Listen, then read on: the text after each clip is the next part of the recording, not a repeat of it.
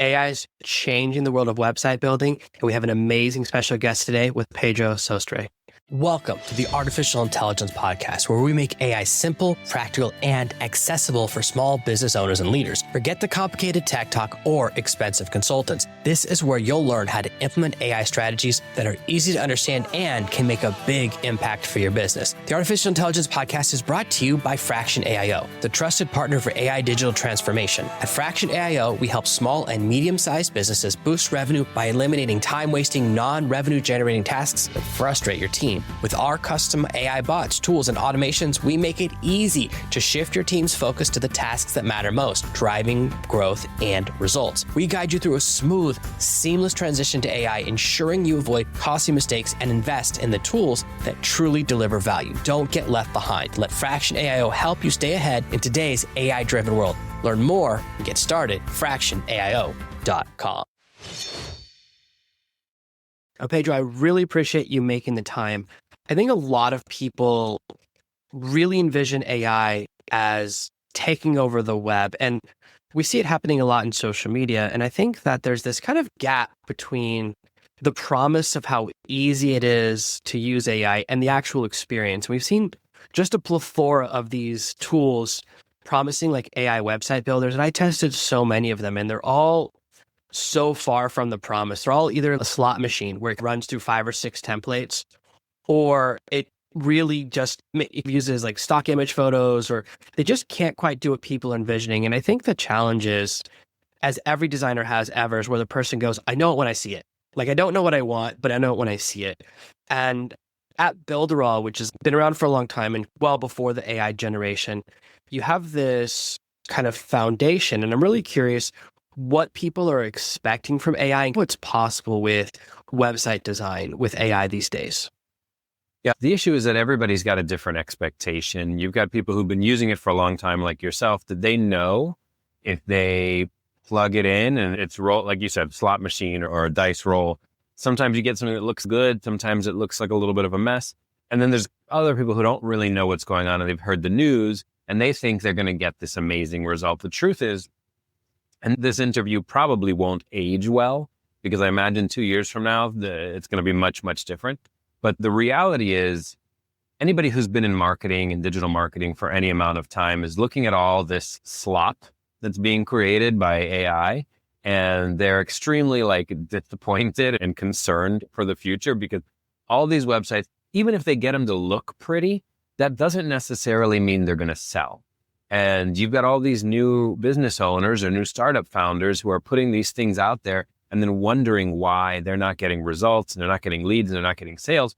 And it's because there's really no strategy behind this AI produced generation. Now, you do get good strategy in other AIs, right? ChatGPT is actually pretty good if you tune it properly and you prompt it well at giving you strategy. But that connection really hasn't been brought to website generation, where you've got a strategic component and a visual component and a coding component all working together. So right now, people are expecting all sorts of different things, and the reality is they're generally getting junk, even if it looks good.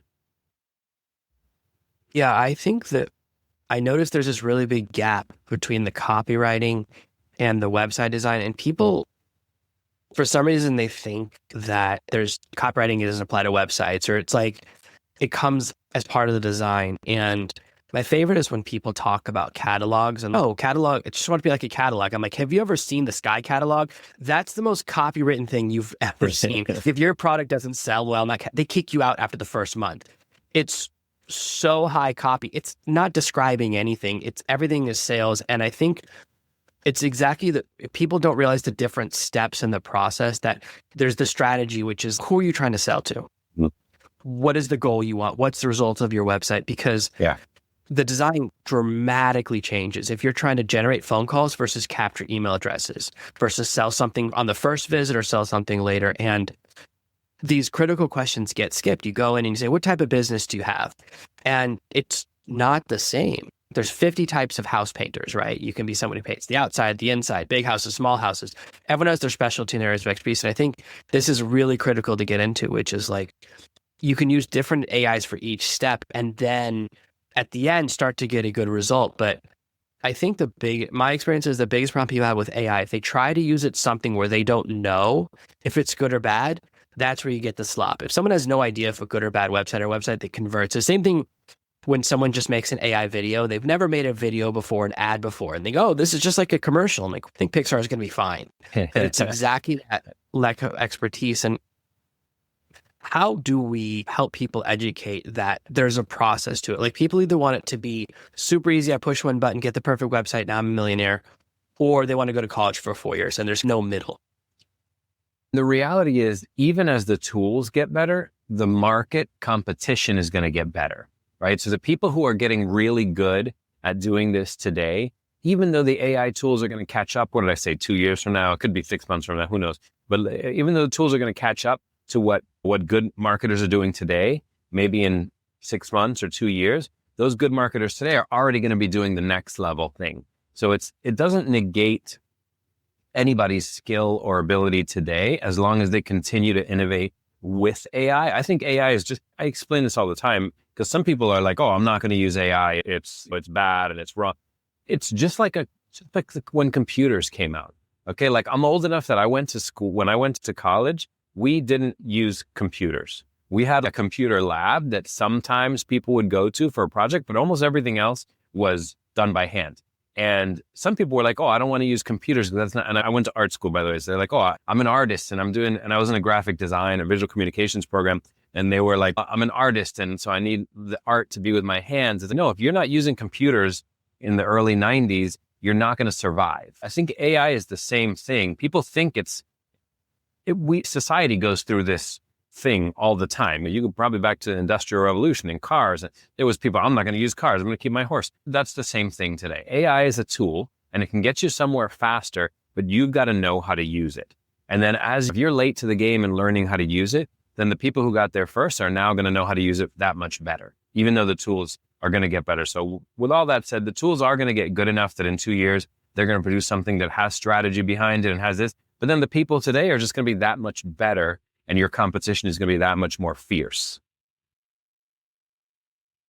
I think there's this perspective for a lot of people that using AI is cheating in some way, that it's like, it's not authentic. And I've seen this in a lot of areas of life. I had this friend who was a really elite fighter pilot, but he would never tell a woman that. He's like, that's cheating. I was like, no, it's cheating if you're not a fighter pilot. That's the difference. It's not true. But we create these rules in our head, and using AI, and certainly there are ways in school to use AI for cheating if it's specifically against the rules. But I think that the other problem is that we judge tools by their worst use cases. You're on LinkedIn, I'm on LinkedIn. Most of what you post on LinkedIn is AI slop. It really bothers me when someone who follows me posts a really low quality AI image, because I think it reflects on me, because I have free tutorials on how to make a nice looking image. I'm like, don't use the first image it makes, please, because people are going to think it's my fault. And that's what we see, is the really bad stuff, or we see the worst examples, and then we think, oh, it's all like that. And that's what we start to assume. Is I think that's where part of the perspective comes from, because the most broad uses are usually the lowest quality uses. And that's the distraction. Like, I follow someone who's been like a filmmaker for 20 years. And when he makes an AI video, it looks so good. Yeah. It's like, I could never accomplish that, even if I put in 10 times the hours, because he has this, it's a skill he spent 20 years developing. And I think that when you see someone really good versus someone really amateur, you can start to see AI gives you a leg up, but there's still an effort element.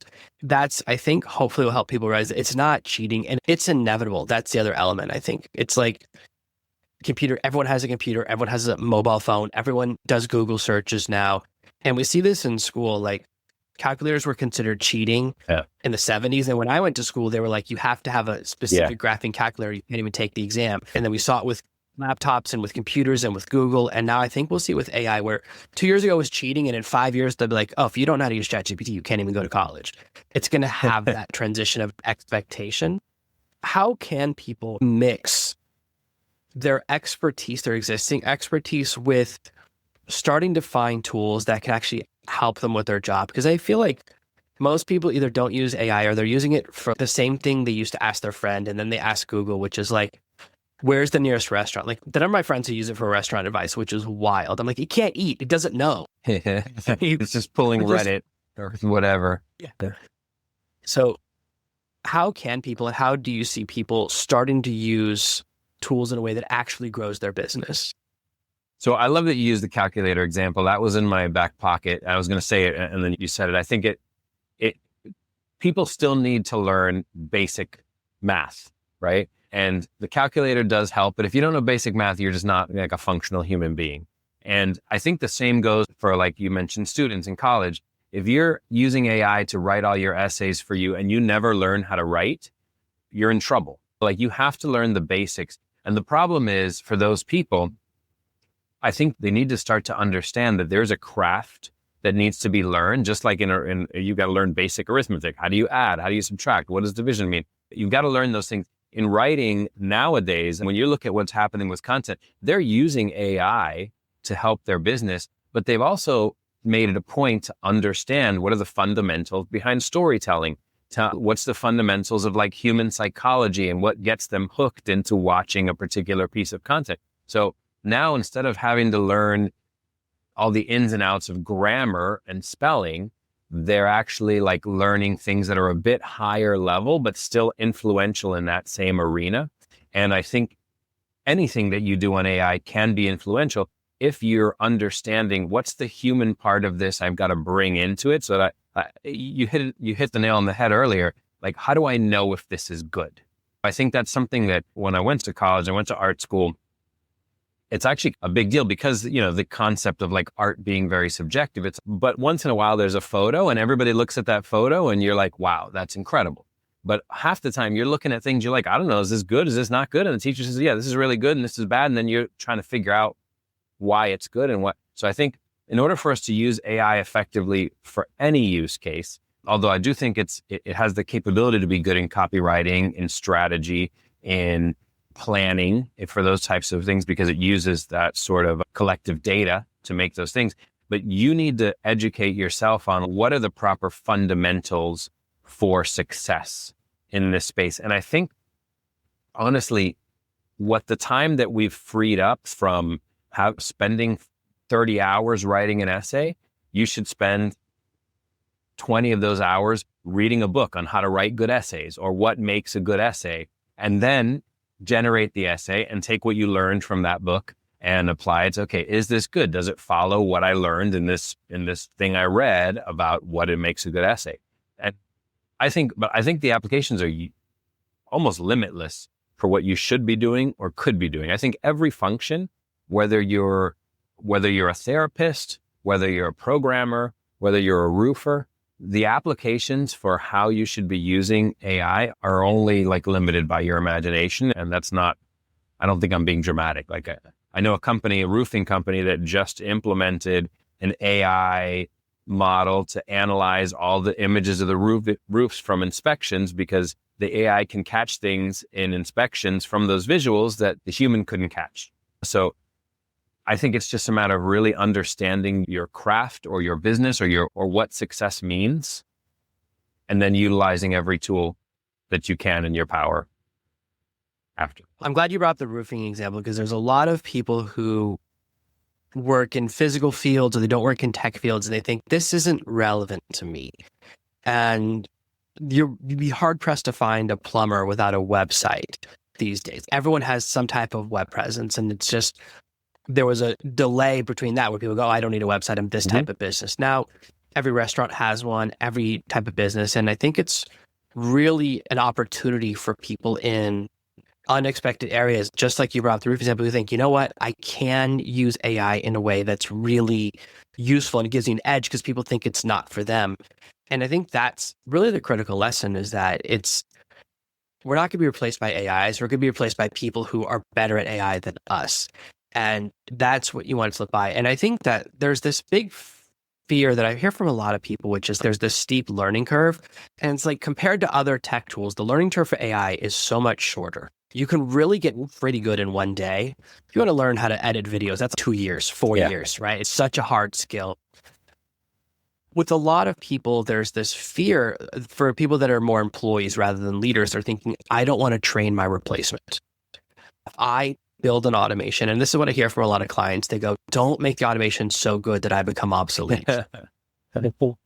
I hear this every project I work on, and I never approach with that mindset. I'm not here to get rid of people. And especially I'm like, if you have people coming into the office, do not fire them because it's so hard to get people to come into the office. You have treasures, like treasure them. But there's this fear, oh, if I master AI, then the AI is going to learn all my secrets and then it's going to replace me.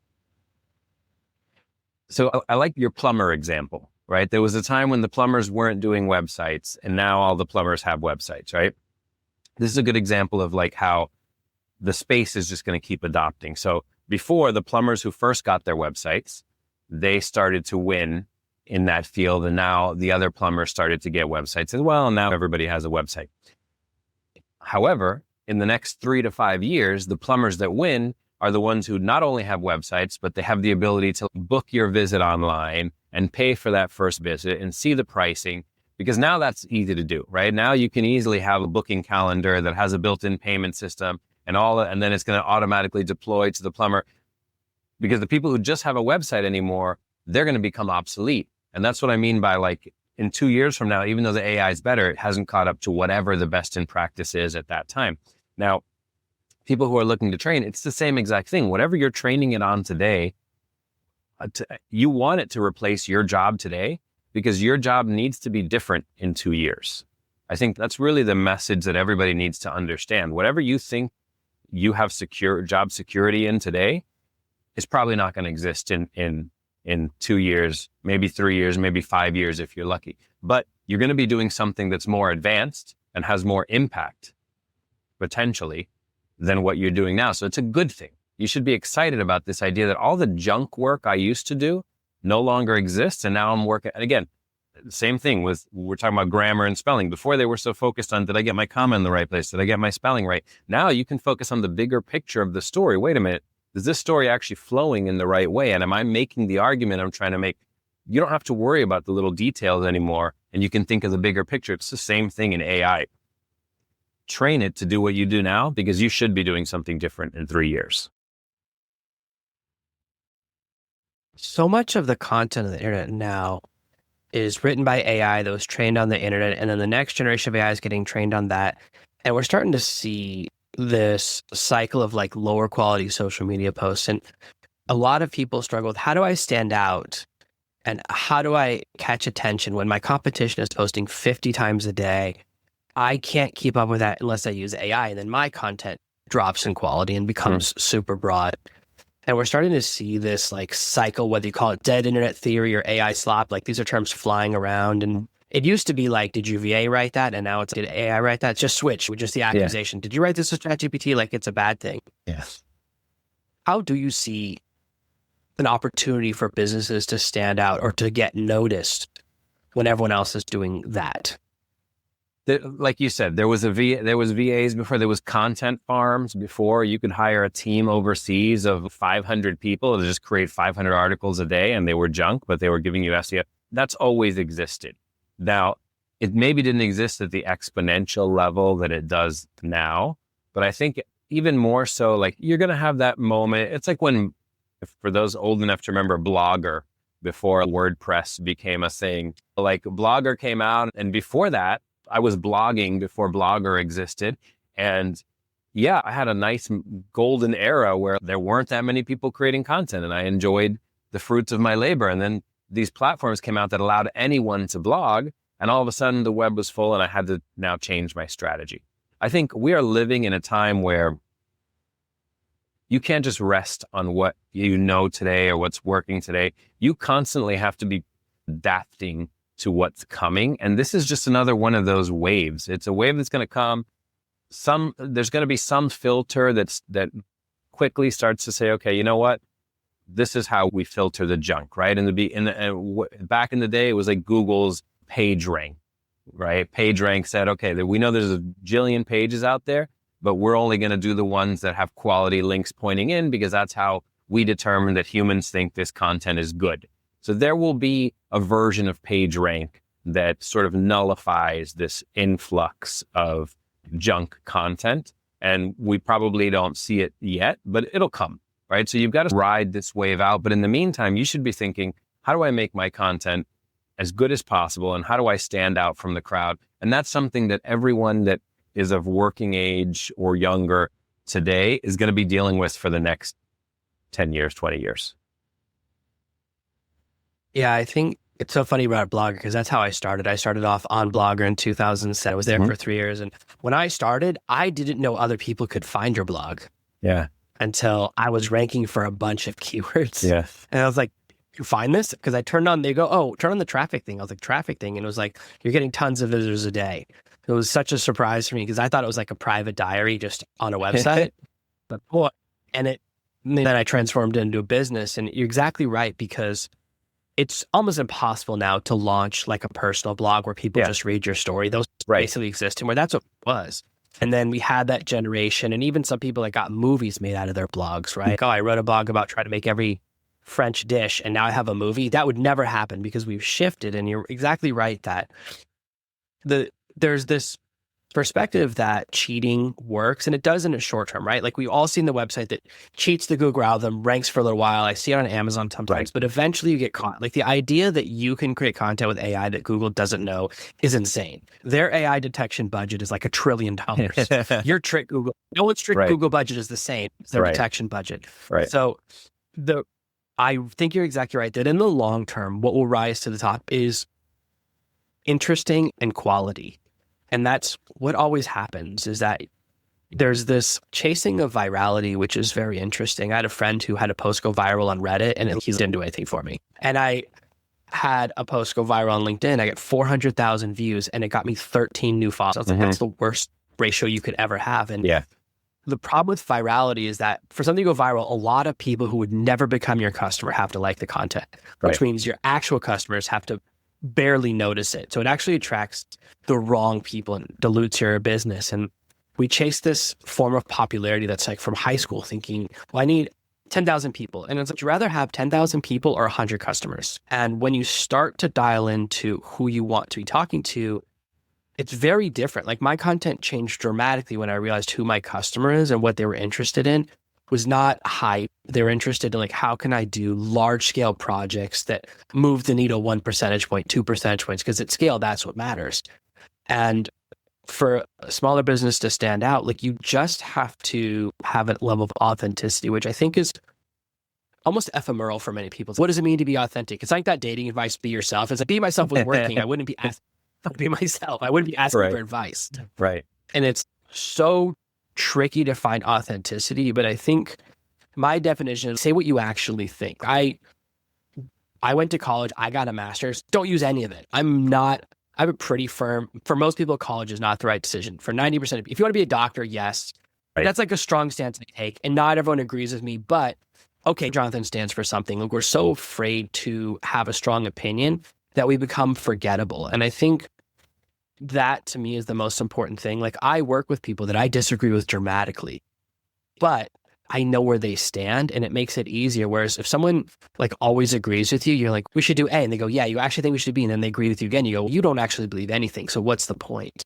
And it's scary to have a strong opinion because there will be people who disagree with you. Like, I guarantee you I'm going to get comments because I said the college thing. I always do whenever I bring it up. It's a guarantee that I get negative comments, but it's just based on my experience and based on the cost. Like, college now costs some people $250,000, $500,000. That's a major investment.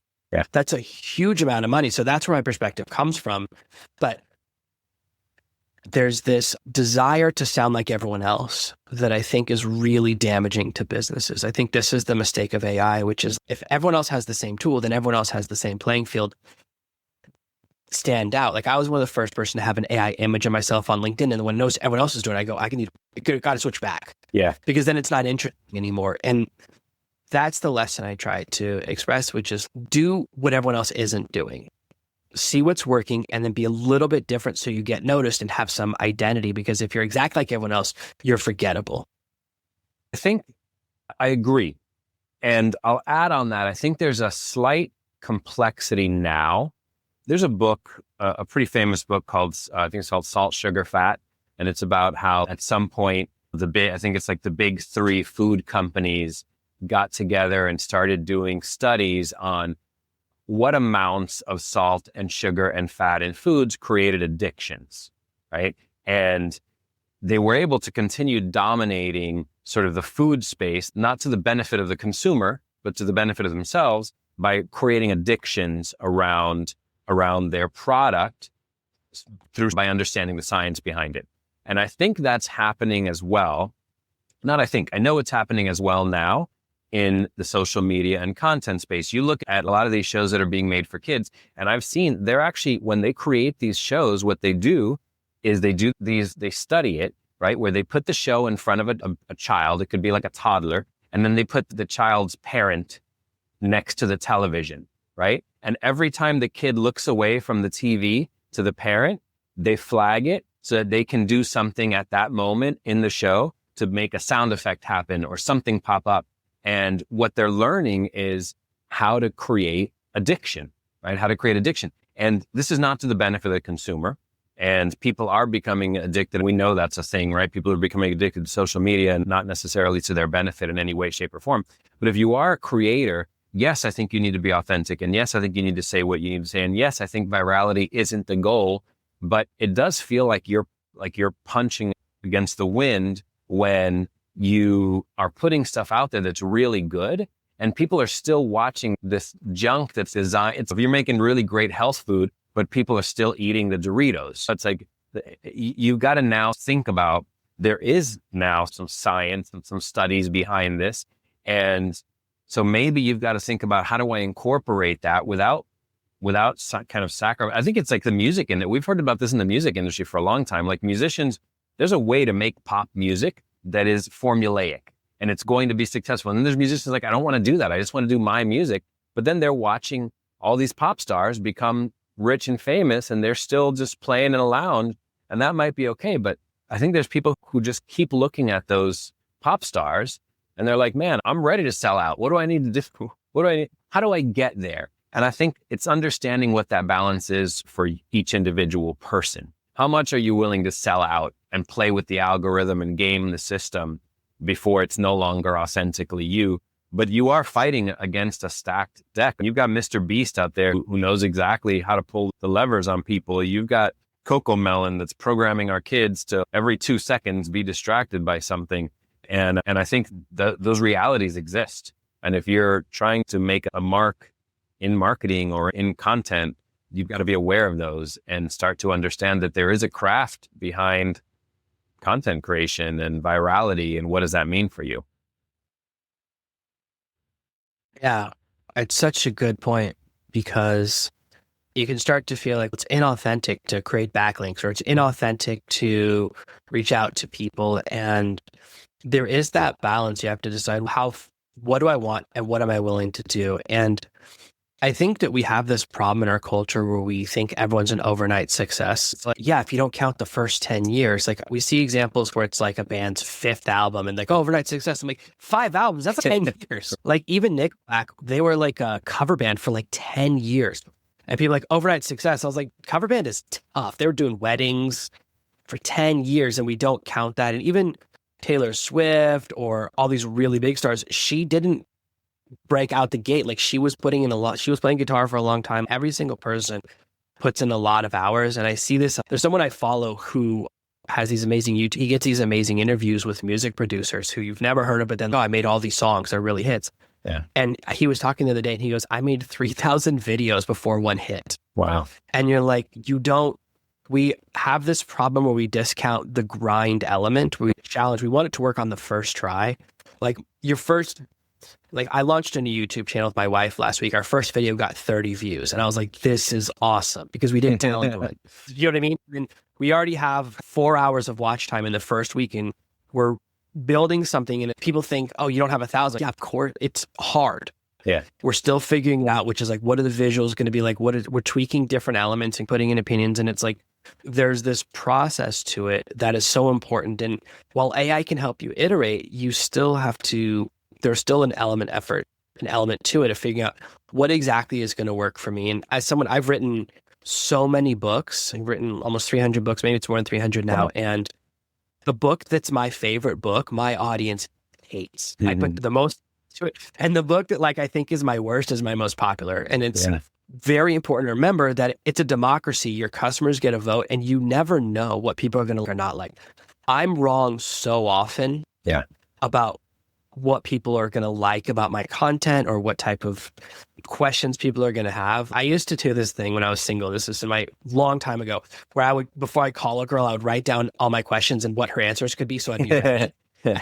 Which are huge, just how much of a nerd I am. This tells a lot about your personality type. Yeah. This tells you exactly everything. I still do it. I was literally drawing one out for a project I'm doing right now. I write everything out by hand. This is before I do automation.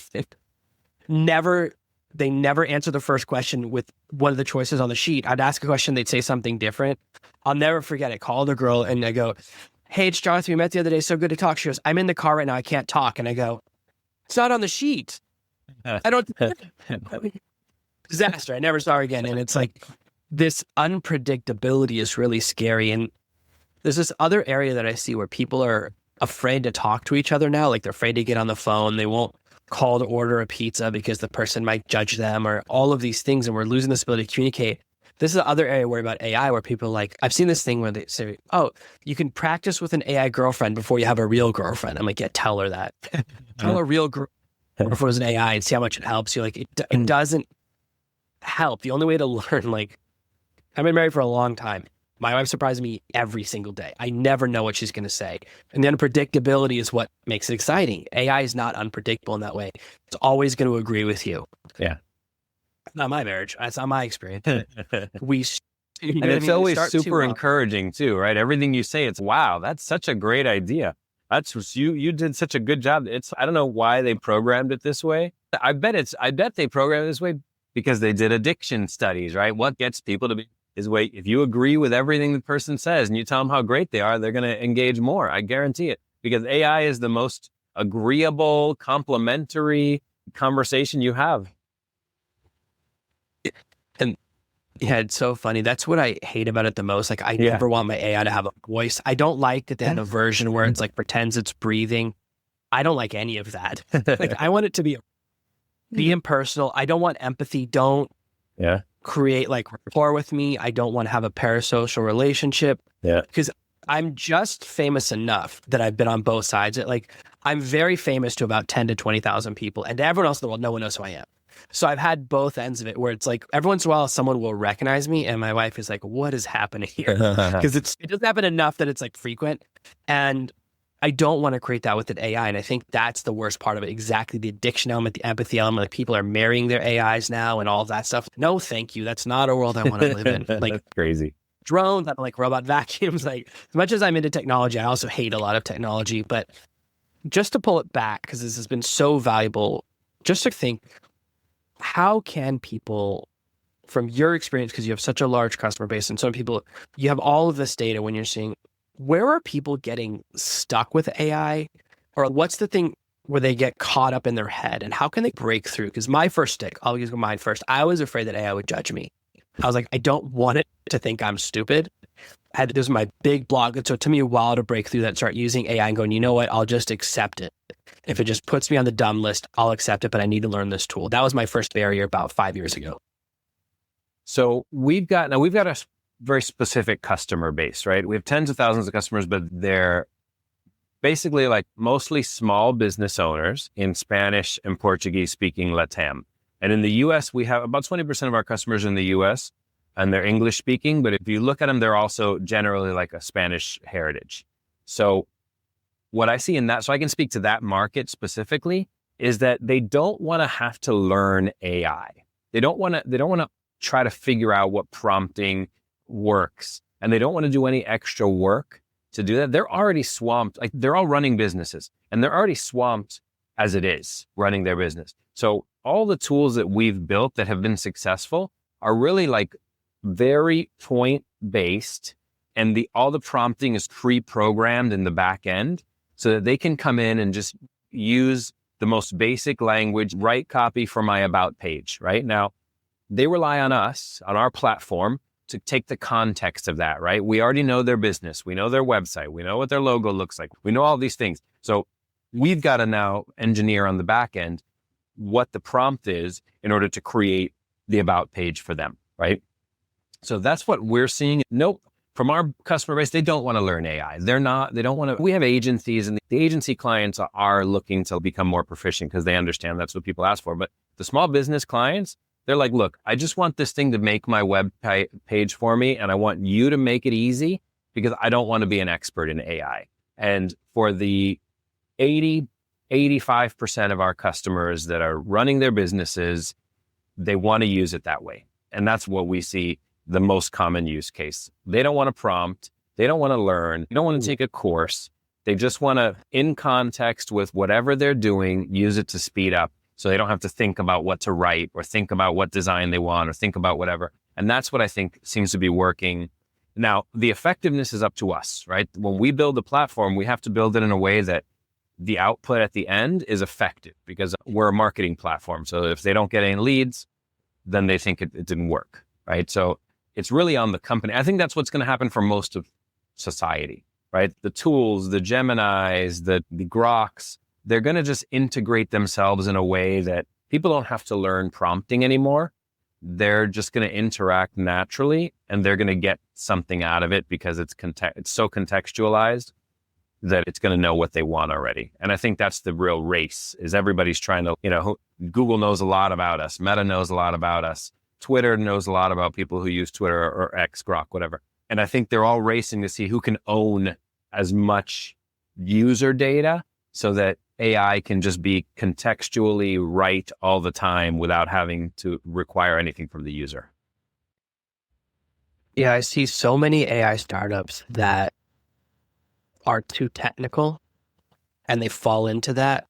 And early on, this is what I thought, because I saw a lot of content that were like, I remember the first time someone had a prompting template and they'd use a smaller font to get it fit on a single PDF. And I was like, that's when you know it's really hard. It was like, they're like, learning to prompt is just like learning Portuguese. And I was like, that's hard. It's really hard. Learning a new language is hard. What are you talking about? And there's this push for complexity. And as I started working with more and more clients, I realized, just like you said, it's like the microwave. Nobody knows how microwave works. Put in something cold, you push a button and you eat it. Yeah. What happens in the middle? No one's really sure. And that's exactly, there's nobody now who says I'm a master of Word. I'm an expert at Word. We just use it. It does what you want. It puts the letters in the right place and it tells you something's misspelled. That's all you really care about. And I think that you're exactly dialed in. People just want it to do the result, to get them somewhere faster, where instead of trying to write the about page, they could just read it and go, oh, tweak this, tweak that. And the more accurate it is. And that's really, I think, what's going to separate the companies that last and those that don't.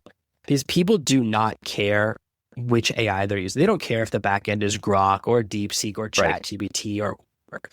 They only care if it works. There was a time when like Google search queries were prompted, where you were taught like, okay, when you search on Google, you can use like negative flags and you use your location and you type up, there was like a whole format for how to do a proper Google search query. Nobody knows that today. Nobody bothers with that because now Google already knows your location. They know who you are and they're going to just figure out what's the best thing for you. And we trust them. But in the beginning, there was the equivalent of prompting for Google search queries that anybody who's under 40 years old probably doesn't even remember because it disappeared. I think it's going to be the same thing. The idea of prompting, unless you're an AI engineer, the idea of prompting, I don't think is going to matter to the generation alphas by the time they grow up, because it's not going to matter. The AI is going to already know all the context behind it. That's such a good point. Like, I learned Boolean search in high school and that doesn't exist anymore. It's like and, or, this and that, and the commas and like putting quotes around two words. So it treats the two words as the same term. None of that matters anymore, but you spent so much time learning that and that's really dialed in. So I think a lot of people are waiting for the right moment because they're distracted by the bad stuff they see. So much of I only basically do LinkedIn. Like I certainly don't. I have a Twitter account, never use it like most people, but I see most of the content I see on LinkedIn, unless I'm curating it, it's like, it is depressing. It's like everyone's posting generic stuff. It's not interesting. And it can lead people to think this is what everyone else is doing. This is what I should do. And I think that's why we see always a short-term race to the bottom until you see the sweep where they start blocking AI content. And the different tools are trying to add that option. Like on Pinterest, you can click a thing like saying, how much AI slop do you want to see? And it's like, there's a slider, none. For sure. That's an easy question to answer. And we're going to see more, each platform's kind of handling it in a different way of how much how they're handling it. And I think the thing for small businesses, and especially for entrepreneurs who are like feeling this desire to chase that ring, is that you want to use tools strategically, that you want to think, how can this help me do what I'm already good at faster? The place where you should start is, what are the things I have to do that I don't have time to do? Great. Have AI help me with that. I don't have time to do my website. I don't have time to write my terms and conditions. Right. That's a great thing to have AI help you with, because you have to have them. It comes up for me. My terms and conditions come up every time there's a chargeback or anything. I always have to send them in. It's a whole thing. So you do need to have them.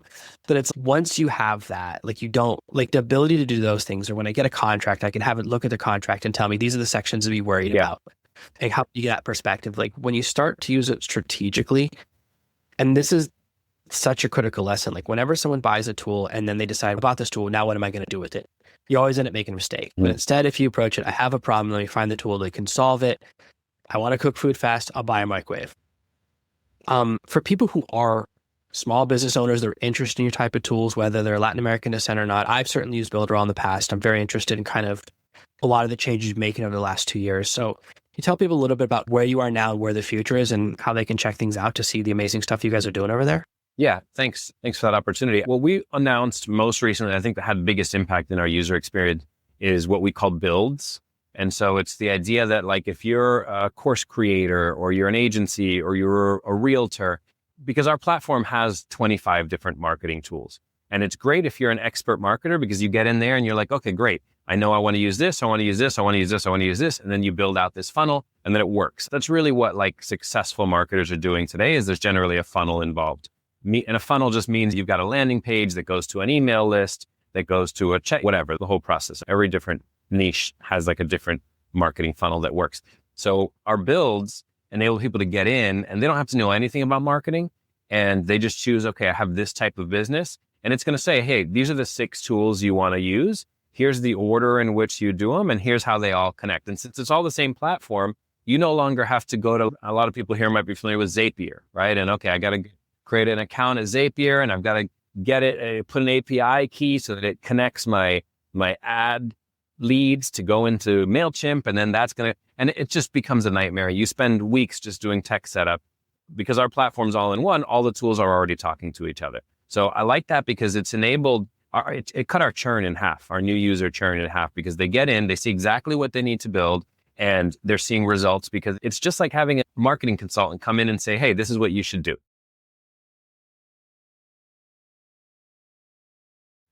I love that, because I think the challenge of having so many tools is that it's really good, but it's also overwhelming, because someone comes in and goes, there's 50 tools, which one do I learn? And I always think about the menu at Cheesecake Factory. It's so long, it has ads in it. Yeah, I love this. We got a bunch of tools. Let me tell you which ones are the right ones for you, because I tell you this, when I was choosing the camera that I shoot this podcast on, I said to my friend, which camera do you recommend? He goes, so here's 3 good ones. I go, that's not what I asked you. I said, I don't want more work. Just tell me which one to get. Right. And yes, one budget question. I go, this is how much I want to spend. He goes, and get this one. And I love that, because it's very overwhelming for someone to go, even to know how often should I email, or which social media platform should I target, or what type of pricing strategy. Like sometimes people don't understand that I don't do e-commerce. I do direct sales, which means I don't do add to cart. It just says buy. Like I have one offer on one page opposed to multiple that you buy at once. Like that to me is the difference between e-commerce and direct. And that's a really critical question, because for just that one little thing. And it's, if I had all my courses on one page and said add to cart, my sales would drop through the floor, kill my business, because of my industry. Everyone buys differently in different markets. So just knowing that one small thing. So I love the F builds. I love a lot of the changes you're making. That's why I'm so excited to be on the show today. And I really appreciate your time, because I think this is going to be really valuable for a lot of our listeners who are thinking about what type of tools should I do and how should I start choosing which tools to use and how I should position my business, because I see so many AI startups that think the complexity is what matters, but how many movies that were really hard to make does no one care? Yeah. It doesn't matter. People only care about ease of use and the result. And it doesn't matter how hard you work on a product. If it doesn't work on the first try, people never forgive you. So I love the things you're doing and have been revolutionizing a product that has been around for a while. And you found that next generation and so many amazing things. So I really appreciate you being here. Again, guys, it's Builderall. I'll put below in the show notes and below the video, because this is a really cool product and I really love how they're revolutionizing it and so many amazing things. So thank you again for being here, Pedro. It's been an amazing episode of the Artificial Intelligence Podcast. Thank you for listening to this week's episode of the Artificial Intelligence Podcast. Make sure to subscribe so you never miss another episode. We'll be back next Monday with more tips and strategies on how to leverage AI to grow your business and achieve better results. In the meantime, if you're curious about how AI can boost your business's revenue, head over to artificialintelligencepod.com/calculator. Use our AI revenue calculator to discover the potential impact AI can have on your bottom line. It's quick, easy, and might just change the way you think about your business. While you're there, catch up on past episodes, leave a review, and check out our socials.